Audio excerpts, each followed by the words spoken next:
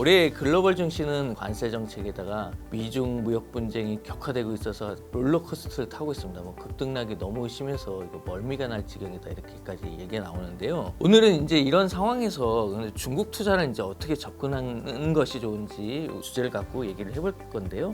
최수민 매니저님 모시고 이야기 한번 나눠보겠습니다. 네, 안녕하세요. 미래에셋 자산운용 최수민 매니저입니다.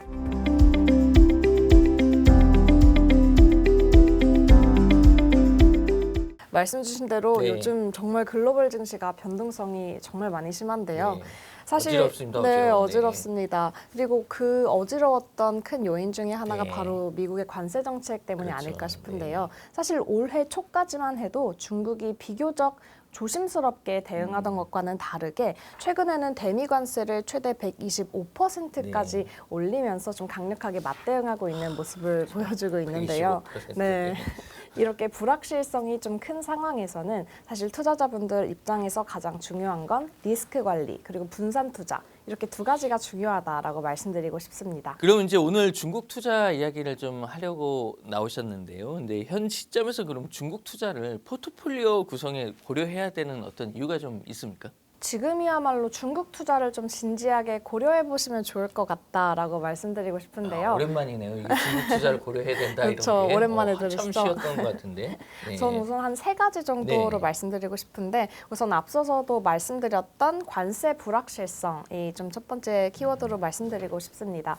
그 이유는 사실 4월 2일에 트럼프 대통령이 상호 관세 그리고 보편 관세를 한번 발표를 하고 나서 네네. 사실 글로벌 증시가 폭락을 했었거든요. 그랬죠. 이렇게 무섭더라고요. 무섭죠. 네. 이렇게 한 번의 관세 발표로 인해서 증시가 크게 요동치는 모습을 보았던 관계로 이러한 여진이 단기적으로 그치지 않고 중장기적으로 이어질 수 있는 변수가 될 수 있다라고 봐주실 수 있을 것 같습니다. 네. 그리고 두 번째 이유로는 중국 혁신 기업들의 지금 움직임이 심상치 않습니다. 우선 작년 말에는 미국이 AI 기술의 패권을 좀 가지고 있었다라고 볼 수 있는데 현재로서는 정부의 부양책 그리고 중국 기업들의 혁신, 투자 같이 맞물리면서 사실 성장성이 조금 기대되고 있는 상황인데요. 네. 우선 세 번째로는 중국 주식시장이 여전히 좀 저평가되어 있다. 그렇죠. 네, 라는 겁니다. 실제로 2024년 기준으로 중국 GDP가 전 세계 전체에서 약 15%를 차지하는데 시가총액은 전 세계 약 8%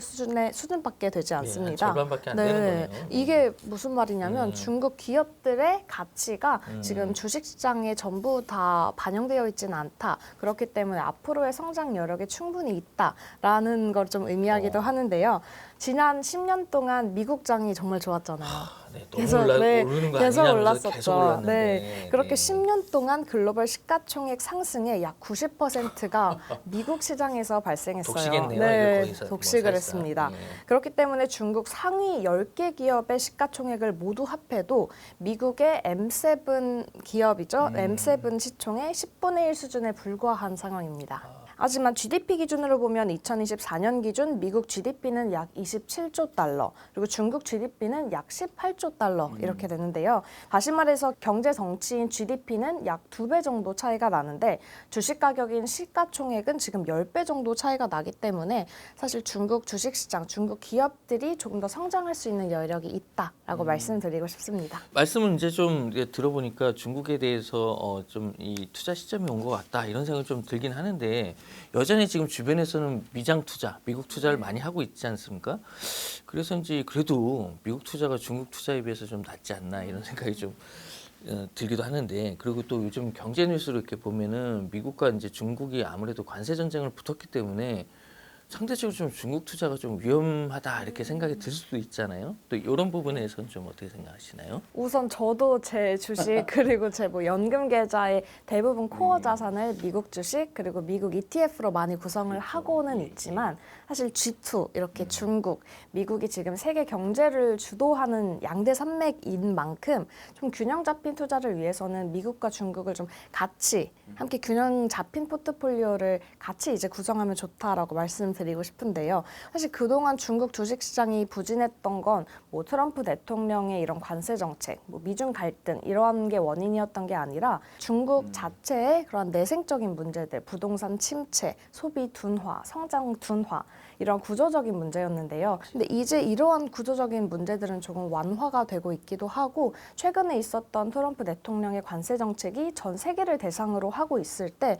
오히려 중국 증시는 선방하는 모습을 보이기도 했는데요. 그리고 미국의 중국 압박은 중국의 기술력과 성장 가능성을 좀 견제하려는 의도가 담겨 있지 않나라는 생각이 들기도 합니다. 네. 그만큼 중국이 미국에게 큰 위협이 될 수 있는 만큼 지금 계속 미국에서 중국을 압박하려는 게 아닌가라는 게 좀 보이기도 하는데요. 그렇기 때문에 배터리, AI 그리고 로보틱스 이러한 첨단 산업에서는 중국도 자체적으로 기술력을 좀 쌓아 올려야겠다라는 태도를 가지고 지금 미국과 중국 서로 경쟁을 하면서 오히려 그 분야의 사업이 조금 더 성장할 수 있는 계기가 되지 않을까 싶습니다. 근데 그렇다면 이제 중국 투자를 어디서부터 좀 시작해야 될까요? 이제 요게 이제 좀 관심이 좀 가는 분야인데요.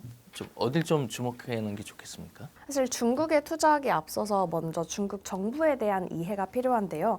중국 경제는 중국 정부가 주도합니다. 정부 주도의 경제 부양책이 증시에 큰 영향을 미치는데요. 우선 중국 같은 경우에는 연간 총 4번의 경제 정책이 발표가 됩니다. 우선 3월 이때 양회가 있었고요. 그리고 9월에는 정치국 회의, 11월에는 전국 인민대표 회의, 그리고 12월에 경제공작회의까지 이렇게 총 4번의 경제정책 발표할 수 있는 그러한 시기가 있습니다. 그리고 이러한 발표 때마다 중국 정부가 어떠한 산업을 밀어주는지, 경기 부양책의 강도는 어떤지 이러한 점을 좀 잘 살펴보는 게 좀 중요합니다. 지난 3월 양회를 보시면 이번 양회의 핵심은 바로 내수와 그리고 과학기술 이렇게 두 가지였습니다. 과학기술을 보시면 과학 관련 R&D 예산이 사상 최대인 3,981억 위안. 이게 한화로 하면 약 80조 원으로 책정이 되었는데요. 네, 딥시크로 촉발된 중국 정부의 이런 첨단 산업을 좀 밀어주겠다라는 의도를 좀 잘 파악할 수 있었습니다. 그리고 제가 앞서서 중국의 경제는 정부가 좀 주도하기 때문에 정부에서 밀어주는 산업인지 아닌지가 좀 중요하다라고 말씀드렸는데요. 2025년 양회를 보면 중국 정부가 10대 미래 전략 사업을 좀 발표를 했습니다. 그리고 여기에 포함되었던 산업이 AI, 휴머노이드 로봇처럼 이런 첨단 산업이 대거 포함되었는데요. 이렇다 보니까 중국 정부가 어떠한 산업을 밀어줄지 이러한 방향성을 좀 파악할 수 있었을 것 같습니다. 그렇기 때문에 그러한 수혜를 볼 수 있는 중국 테크 기업에 집중하면 좋겠다라고 말씀드리고 싶습니다. 네, 이게 쭉 말씀하신 대로 이제 중국 테크 기업 요게 좀 주목해야 된다고 말씀하셨는데요. 근데 이제 중요한 거는 그럼 중국 테크 기업이 구체적으로 어떤 기업들이 좀 있는지 좀 설명 좀 부탁드리겠습니다. 지난 2월에 시진핑 주석이 민영기업 심포지엄을 열어서 중국 테크 대표 이제 기업들의 수장들을 다 거의 불렀습니다. 여기 투자하라 이렇게 네. 가이드를 준 네. 셈이네요. 이번이 2018년 이후 약 7년 만인 상황이었는데요. 특히 딥시크를 최근에 선보여서 전 세계적으로 큰 돌풍을 일으켰던 창업자인 양원펑도 참석을 했고요. 춘제 때 휴머노이드 로봇이 춤을 추는 영상을 공개했던 유니트리의 왕싱싱 CEO도 참석을 했습니다. 그 외에도 텐센트, BYD처럼 중국 테크 기업들의 수장들이 많이 참여를 했고요. 최근에 공식석상에서 모습을 보이지 않았던 마윈 창업자도 자리에 함께 진짜 했습니다. 오랜만에 이 화면 네. 나오더라고요. 네. 그리고 이러한 심포지엄에서 시진핑 주석이 중국 경제의 미래는 민영기업과 기술 혁신에 달렸다라는 말을 하기도 했습니다. 사실 그동안 2021년 이후에 중국에서는 공동부유 기조가 있었습니다. 그런데 이제는 시진핑 주석의 행보 그리고 이러한 발언은 그동안 위축되어 있었던 중국 민영 테크 기업 그리고 중국 정부 간의 관계가 회복되었다라고 말씀드릴 수 있을 것 같은데요. 그렇기 때문에 지금 정부가 밀어주고 있는 AI, 반도체, 로봇 이러한 핵심 전략 사업들이 조금 많이 부상할 것으로 기대되고 있습니다. 그리고 이렇게 정책 지원 그리고 기술 혁신이 맞물리면서 중국 핵심 기업들의 실적도 좀 탄탄하게 뒷받침되고 있는데요. 알리바바, 메이투안, 샤오미가 2024년 기준으로 연간 최대 실적을 달성을 하기도 했습니다. 네, 그렇기 때문에 결론적으로 말씀드리면 지금 중국 정부의 정책 방향 그리고 기업들의 투자 그리고 실적까지 좀 탄탄하게 맞물리는 이러한 상황에서 중국 테크 기업들에 한번 주목해 보시면 좋을 것 같다라고 말씀드리고 싶습니다. 네. 그래서 이번에 중요한 거죠. 타이거 ETF에서 중국 기술주에 집중 투자하는 ETF를 출시한다고 제가 얘기를 들었거든요. 맞습니까? 네, 맞습니다. 저희 타이거 ETF가 중국 기술주에 좀 집중 투자할 수 있는 ETF를 상장합니다. 5월 13일에 상장되고요. 타이거 차이나 테크탑10 ETF라는 명칭을 가지고 있습니다. 저희가 이 ETF에 대해서 좀 더 말씀을 드리면 중국의 첨단 기술 분야의 테크 기업 상 10종목에 좀 집중 투자하는 ETF인데요. 네, 저희가 수정 시가총액 순으로 가중해서 10종목을 선정합니다.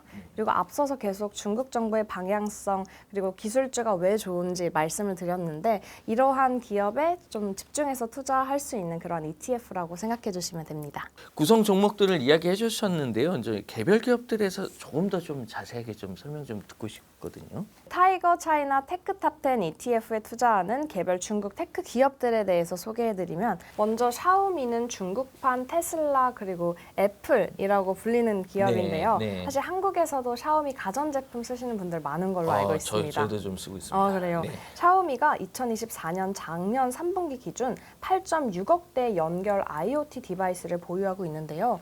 이 방대한 디바이스가 하나의 거대한 인프라가 되어서 AI 기술에서 수많은 고객 데이터를 확보할 수 있다는 강점이 있겠습니다. 그리고 최근에는 AI 글래스처럼 AI를 탑재한 신제품도 내놓으면서 향후 실적 개선이 기대되고 있습니다. 그리고 샤오미가 전기차 사업도 하고 있습니다. 사실 중국에서는 BYD라는 전기차 좀 대표 기업도 있는데 샤오미도 지금 그 사업에 많은 힘을 쏟고 있습니다. 2025년 올해에 전기차 신모델을 출시하기도 했고 일단 본업인 스마트폰의 점유율도 가져가고 전기차 그리고 이거를 하나로 아우를 수 있는 OS도 가지고 있기 때문에 지금 AI 기술 그리고 이러한 점을 휴대폰 전기차에도 탑재한다면 조금 더 큰 성장이 이루어지지 않을까 싶습니다. 그 다음은 알리바바인데요. 알리바바는 중국판 아마존이라고 보실 수 있습니다. 사실 기술적인 측면에서는 자체 LLM 모델인 QN2.5를 최근에 출시를 하기도 했고요. 지금 다음 버전인 QN3 출시도 지금 임박했다라고 보도가 많이 나오고 있습니다. 이러한 AI를 활용해서 이커머스의 활용을 좀 도모할 수 있지 않을까 싶습니다.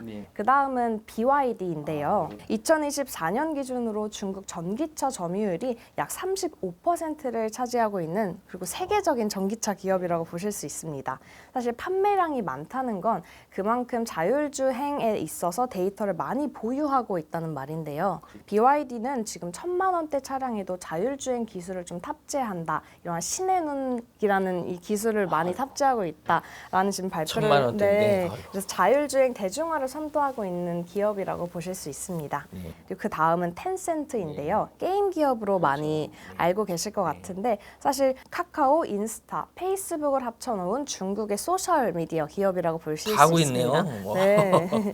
그리고 유명한 이제 이 위챗이라는 그렇죠, 이 위챗. SNS 네네. 플랫폼인데요. 그래서 텐센트의 비즈니스 모델에서는 광고 수입이 중요합니다. 광고 집행에 AI 모델을 활용하면 광고 효율도 더 높아지고 그렇기 때문에 조금 더 비용을 절감할 수도 있고요. 이러한 텐센트가 가지고 있는 AI 클라우드 성장도 기대해 보실 수 있을 것 같습니다. 그 다음은 SMIC인데요. SMIC는 중국의 대표 반도체 기업입니다. 중국에서 유일한 첨단 공정 파운드리 업체인데요. 사실 AI가 발전한다라는 이제 기사가 뜨게 된다면 먼저 AI 하드웨어를 담당하고 있는 반도체로 시선이 좀 쏠리기 마련입니다. 그리고 중국도 비슷한 상황인데요. 미국이 AI 반도체 수출을 규제하고 딥시크가 이제 등장을 하면서 중국 첨단 반도체 내재화 가능성에 지금 무게가 쏠리고 있습니다. 그렇기 때문에 이 SMIC라는 기업이 최근 더 주목을 받고 있는 건데요. SMIC의 최근 실적 발표에서 지난 4분기에 현지 고객 매출이 전년 대비 35% 성장했다라는 이제 보도가 되기도 했습니다. 특히 중국이 반도체 홀로서기에 지금 나서면서 AI 반도체 물량을 중국 내부적으로 소화할 수 있다라는 기대감이 많이 작용하고 있는 거죠. 2024년 SMIC 매출 중 85%는 중국에서 발생했는데 지금 4분기만 또 따로 보면 90%에 달했습니다. 정부의 반도체 자립 그리고 딥시크의 출현으로 인해서 중국 반도체에 대한 시선이 지금 많이 쏠리고 있다라고 보실 수 있을 것 같습니다. 그 다음은 이제 메이투안인데요. 우리나라로 치면 배달의 민족 생각하시면 될 것 같습니다. 이건 제가 처음 들어보는 기업인 네, 것 같습니다. 메이투안. 그리고 배달뿐만이 아니라 호텔 예약 플랫폼까지 겸하고 있는 기업인데요. 자체적으로는 미공개 AI LLM 모델인 롱캣을 보유하고 있고 이러한 AI 모델을 통해서 배달, 호텔 예약 서비스의 생산성 향상이 기대가 되고 있습니다. 그렇기 때문에 좀 향후에도 긍정적으로 볼 수 있는 기업이 아닐까 싶습니다. 그리고 말씀드렸던 이 기업들을 저희 타이거 차이나 테크탑 10 ETF로 투자하실 수 있으니까요. 많은 관심 부탁드립니다. 시청자 여러분들도 중국 투자에 좀 관심을 한번 가져보시고요. 특히 테크 기업에 대해서 주목해 보시면은 더 좋겠습니다. 네, 오늘 나와 주셔서 고맙습니다. 감사합니다.